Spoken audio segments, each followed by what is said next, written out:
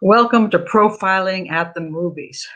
Many people ask me, because I'm a criminal profiler, what do you think of that serial killer movie? What do you think of that crime movie? Is it like that in real life? And most of the time, I have to say, not even near. Of course, a lot of things in real life aren't nearly as exciting as they would be in the movies. Things work a lot slower. Things aren't as, there aren't people chasing each other down in the streets, especially there aren't profilers being chased by serial killers. That never happens. So if you want to have a more exciting show, you're going to have to add a lot of fiction. Unfortunately, sometimes people actually believe that that fiction is true. And I'm going to talk about The Silence of the Lambs, which is the most iconic movie about serial killers, and of course was the movie that set off all these programs about the FBI and serial killers and profilers. And so people look back to this movie as being, wow, that's that's like it's the most awesome movie. And it is a very watchable movie. I'm not going to say that it isn't an exciting movie. It is an exciting movie. Very well done. The acting was fabulous. The videography was really good. So my commentary is not here to attack the movie for being a cool movie to watch. I liked it as a movie goes. As a criminal profiler, I got a few more thoughts on that matter. So let's get into it. Let's get into the characters here, because this is where it all starts. What about our characters? All right, first we're going to start with these three main ones. We're going to add Buffalo Bill in a little while, but we got to start with, first of all, I think we really need to start over here with Jack Crawford, because he hired that girl there, Clarice Starling, and that is a very important issue. So we have Jack Crawford, who represents actually John Douglas, the FBI agent who's so famous. He represents him as, he's going to be he's the head of the behavioral science unit, and he's hiring profilers. So he meets Clarice Starling at, I think, UVA at some classes there, and he's like so impressed by this 21-year-old kid. Anyway, she decides she's going to join the FBI because she wants to be a profiler, right? Okay, let's get real right here. She didn't have the qualifications to become a profiler. She doesn't. All she had was she had a bachelor's degree in criminal justice psychology, whatever, but she had zero experience. And to join the FBI, not only do you need a degree, you usually need 3 years experience in the field. For most FBI agents, people want to be FBI agents. This means they're probably police officers at some point in their life or something similar to that. So they come in with experience. She had none. She's just a kid, came out of college, essentially. And so she is in no way qualified to be an FBI agent particularly, and certainly not an FBI profiler. Now, from people who don't understand this, FBI profilers, there are very few of them, first of all. I think there's like 9 in the whole FBI unit. And they only get there usually after about 20 years as an agent. They work in all kinds of other aspects, and maybe they even go back and get a master's degree in psychology or forensics, and maybe then they get to be a criminal profiler with the FBI. Certainly not some kid off the street just out of college. And and to tell you the truth, they have really strict. They have polygraphs. She's going to get through a huge interview. That girl's got problems. I mean, her father was killed. Her police father was killed. She ended up going to live with some relatives where those lambs, they were out there. And so those were scary times. And then she ended up in an orphanage. This girl's not had a rosy childhood, and she seems to have issues. I don't know that she would have passed the psychological exam to even get in the FBI. But there she is. Now she's training. She's training with the FBI. She's not even an FBI agent when this guy, Crawford, decides he's going to send her into the field, somehow with a badge, which makes no sense because she's not actually legitimate, and a gun, which you shouldn't be.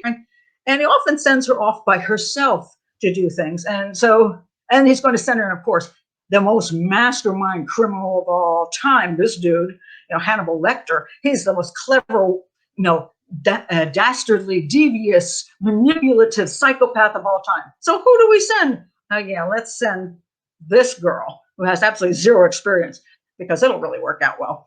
Uh, so he sends her in to deal with Hannibal Lecter. So now let's get to Hannibal Lecter and see what is it about Hannibal Lecter that has captured everybody's imagination.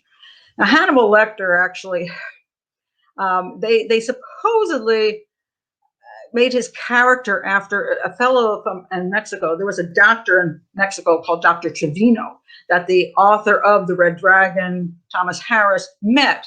And he went to a prison to talk to somebody, and this guy was there, and he turned out to be a doctor who had killed his lover and a guy, his roommate lover, guy he was living with, and he chopped him up into pieces.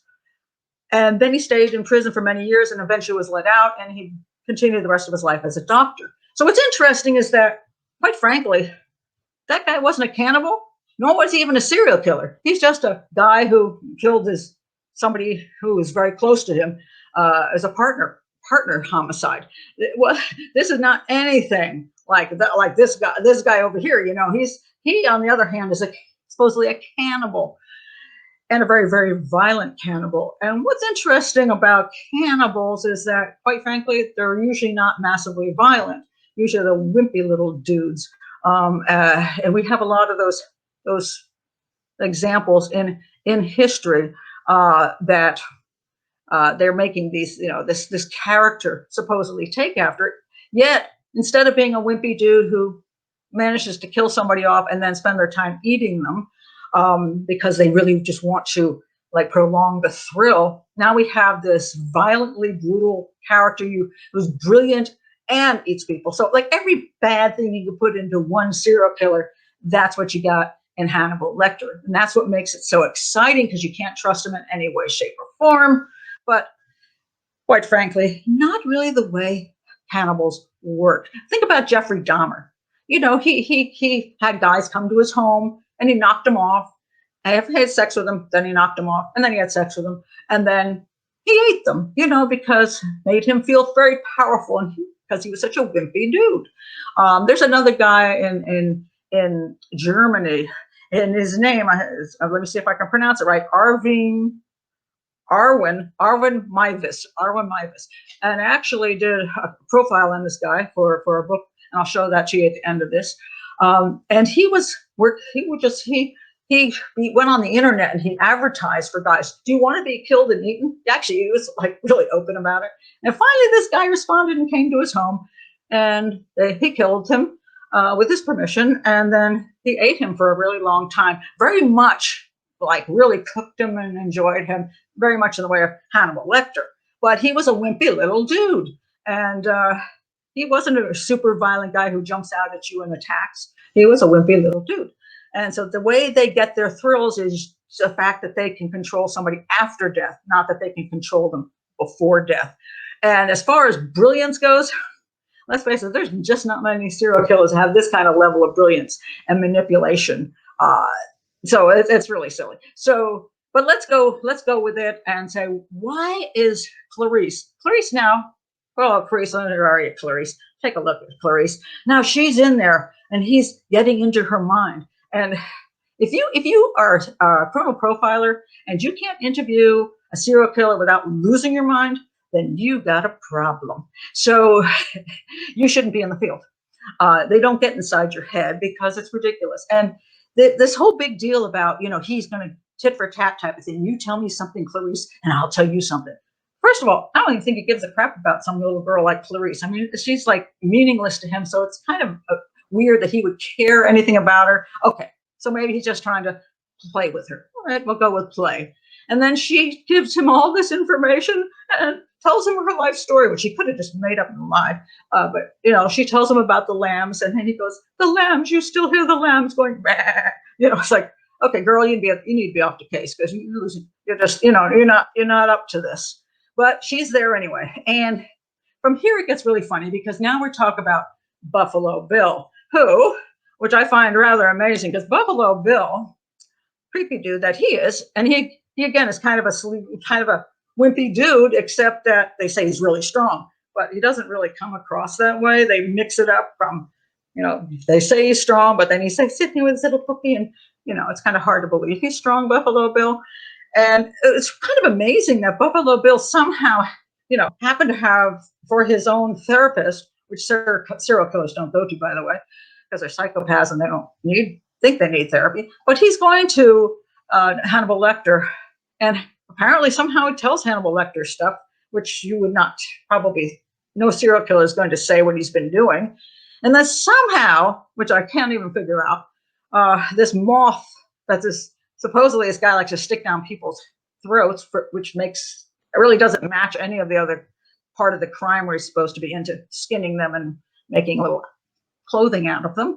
So somehow Hannibal Lecter ends up with a head with some moth stuck down it in his storage unit, which Clarice goes to in the middle of the night because it's creepier then, but it makes no sense because you have no, where's the chain of custody on anything, and why are you going out there in the night instead of the daytime? None of this makes sense. And why does Hannibal Lecter even have this? I never got a clear explanation. And certainly there seems to be no particular reason why this guy wants to stuff moths down people's throats and have to do all this extra work to get the moths in the country. It's just one of those. That was probably one of the stupidest parts of the movie. I'm like, I really just don't get it at all. So anyway, we have this guy. And now Buffalo Bill, who is he based on? Well, he's based on a weird combo. First, we see Buffalo Bill, asking this woman. He's got a looks like a cast on his arm, and he's asking this woman to help him get something into his van, and the woman does that. And that actually is a play on Ted Bundy, because Ted Bundy, a famous serial killer, what he did out in California, he went to this lake, and he would ask girls, "Can you help me get this into my vehicle?" And they helped him because he had this cast on his arm. He looked like he couldn't do it, and then they disappear, and then he killed them. So that was based on Ted Bundy. But then the next part is really based on another fellow, which I'm sure you all know very well. Do you remember this guy? Oh yes, here we are. We're now in Psycho, and Norman Bates, who was based on Ed Gein, the killer Ed Gein, who really wasn't so big at eating people up. He just liked to skin them. So, he matches this Buffalo Bill. That's what I think it's really based on. So anyway, we have this Buffalo Bill supposedly killing large women so he can get more skin off them, which I think kind of funny. And then he supposedly puts them in a pit, which actually that Ed Gein never did put anybody in a pit. That's based on yet another guy named Gary Heidnik. And he didn't skin women. He just put them in a pit and was torturing them and keeping them in a pit and then killing them. And that was a whole different thing. So they got, again, mixing all these things up. So we got Ted Bundy, Gary Heidnik, and we got Ed Gein. But he most resembles Ed Gein. And Ed Gein did like to, indeed, he liked to rob graves. And he got his skin mostly from graves. And he made these really, really cool objects like gloves and a nice lamp and whole bunches of other things. And finally, he did kill a real live person, a couple of women, and then he skinned them, and that's when he got caught. He should have stayed with grave robbing and do better. So anyway, Buffalo Bill. Now Buffalo Bill, he's got these women down in the pit, and there he is with his little doggy. And they say that he's got them in the pit for like 3 days so he can starve them so that their skin will be looser, which I really don't understand how your skin gets loose in 3 days because you don't eat. I've done a 3-week fast of just water, and believe me, my skin didn't fall off my body. Dehydration will do a little bit more, but I think it's just something made up for this movie. And then he throws down some lotion. The girls are supposed to keep their skin nice and lotioned up so that you'll have an easier time when he gets the skin off them. But if I know most people who do taxidermy and do all kinds of leather work, I think they do a lot of that after the fact, not before the fact. So I mean, this is just crazy stuff that was made up for the movie. And so we have this guy, he's got this girl in there, and finally, who should show up? But Clarice, she finally shows up at this guy's place because suddenly she figures out she accidentally finds him. And of course, she's out on her own again. She's not even with any backup. She's just running around with a gun, and she thinks she's going to one of the victims' family's homes, but oh, lo and behold, there's Buffalo Bill. So he chases her around the house and uses some, night vision goggles, and is about to kill her when, he puts a hammer back on his gun, goes click, and then she turns, spins around, and she shoots him dead. Oh yeah, she succeeds in getting rid of Buffalo Bill. Okay, exciting ending, ridiculous beyond belief, because quite frankly, it's just really silly. But again, we could go into the logic of the story, which there isn't much of, but it made for an exciting ending. And then, of course, she graduates from her class after she's already done the work she shouldn't be doing, and then she moves on, and we have more movies with Clarice, which we think she really ought to be booted out because she really doesn't know how to follow the rules or follow what she's been told. She does things that are all basically illegal, and she can still hear those lambs going. Meh. So I think Clarice. Let's go back to our people, and let me rate these guys for you. Okay, Clarice Starling. How accurate is she? I give her a fat 0 because I can't come up with anything that even makes her even plausible. As far as Crawford goes, he just. That is not the way you run your agency. So I'm going to give him a 1. Now over here, we've got our Hannibal Lecter.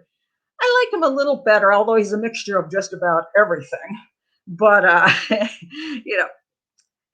does he really represent a killer, serial killer? Not really. He does represent a psychopath very well because he cares about nobody but himself. So I'm going to give him a 3 for being a good psycho. And then let's go to our last fellow, Buffalo Bill. He comes the closest because he is an Ed Gein sort. Ed, he does sort of represent that guy in real life. He did get somebody. He brought them home, and he wanted to make leather, clothes out of them, or it's very rare, but it has happened. So I'll give him a 4. But honestly, this is like probably the worst depiction of serial killers and FBI and criminal profile. Oh, yeah, Clarice, when she's doing criminal profile, she just makes up stuff that she doesn't even know anything about. She's not going with evidence. She's going with something she heard. Oh, yes, he should be a white guy. There's his mother or something like that. And so, there's no real true profiling going on, no true crime scene analysis going on. It's just a whole bunch of, exciting stuff that has no basis in reality. So as a serial killer criminal profiling film goes, I can't see anything redeeming in it, so it gets the big 0. And but enjoy yourself and watch the film. It's fun. You'll have a good time. But can I say it's a great film? No, I can't. As far as reality goes. And my next film that I'm going to profile at the movies is going to be Eye for an Eye, and that movie is going to get a much higher rating as far as serial killers, criminal profiling, and how things really work in reality. So tune into that one. Hopefully I'll see you next week. Bye.